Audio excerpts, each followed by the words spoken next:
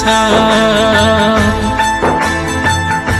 जो भी मन से मान ले उनको बन जाए सबका। गुरु महादेव जी के पूजा करेंगे, गुरु महादेव जी के पूजा करेंगे। भांग धतूरा संगे, भांग धतूरा संगे गांजा मलेंगे। गुरु महादेव जी के पूजा करेंगे, गुरु महादेव जी के पूजा करेंगे। भांग धतूरा संगे, भांग धतूरा संगे गांजा मलेंगे।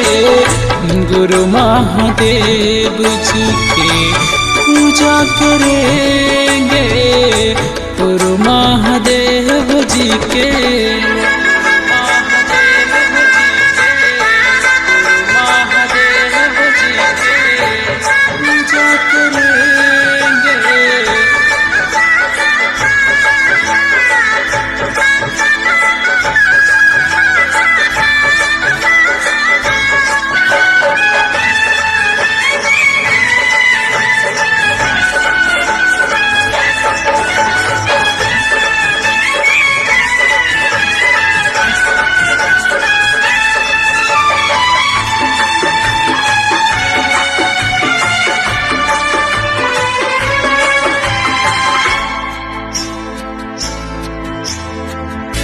महाकाल कहते हैं बाबा भोलेनाथ को, सावन में जल चढ़ाए बाबा बासुकीनाथ को।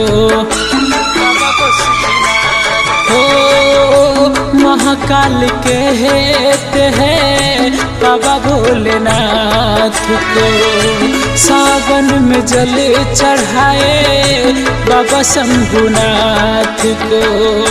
सुइया पहाड़ पे हंस के चढ़ेंगे, सुइया पहाड़ पे हंस के चढ़ेंगे।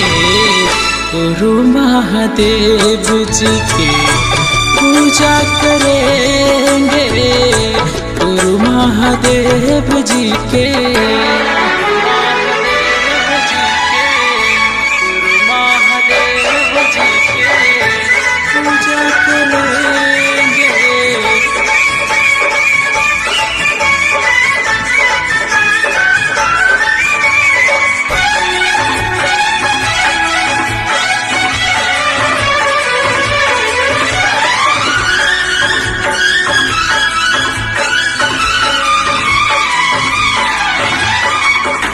हंस के पी गए थे विष का प्याला।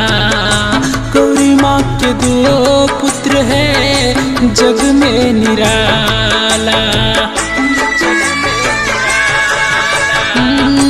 हंस के पी गए थे विष का प्याला।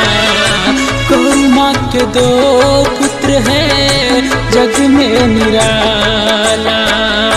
मन की बात रुपेश बाबा से कहेंगे, गुरु महादेव जी के पूजा करेंगे, गुरु महादेव जी के पूजा करेंगे, गुरु महादेव